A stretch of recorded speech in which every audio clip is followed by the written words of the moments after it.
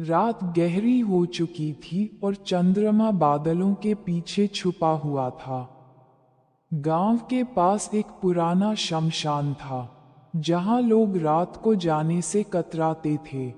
वहां के बारे में कहा जाता था कि जो भी रात के समय शमशान से गुजरता है, उसे अजीब अजीब आवाजें सुनाई देती हैं और किसी का पीछा करने का एहसास होता है।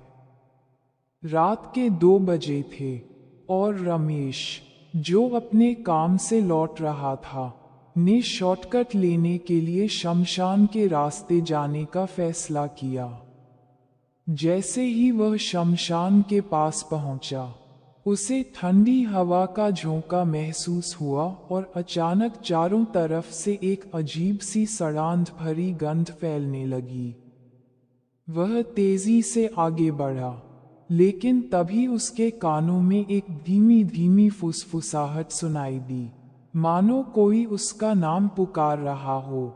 रमेश, रुक जा। यह आवाज मानो किसी गहरी खाई से आ रही थी। उसका दिल जोर जोर से धड़कने लगा और उसने नजरें घुमाकर देखा, पर वहां कोई नहीं था।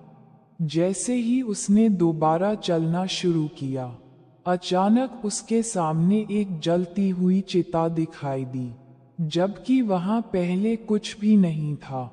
चिता के पास एक बूढ़ा आदमी खड़ा था, जो जलती हुई लकड़ियों को घूर रहा था। रमेश ने जब उस बूढ़े की ओर देखा, तो उसकी आंखें सफेद और खाली थीं।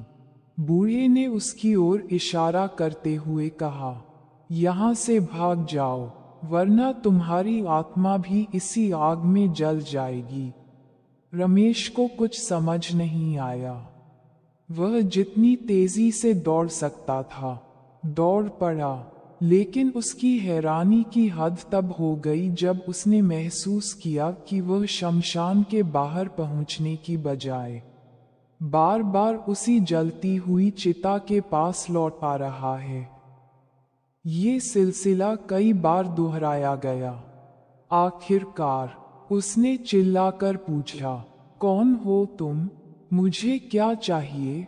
तभी बूढ़े की हंसी गूंज उठी और उसकी आवाज बदल गई, "मैं वही हूं जो हर रात किसी न किसी का इंतजार करता है।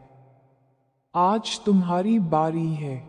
अगली सुबह गांव वालों ने रमेश का शरीर शमशान के पास एक चिता के पास पड़ा पाया। लेकिन सबसे अजीब बात ये थी कि उसकी आंखें सफेद और खाली थीं, बिल्कुल उसी बूढ़े आदमी की तरह जो उसने देखा था।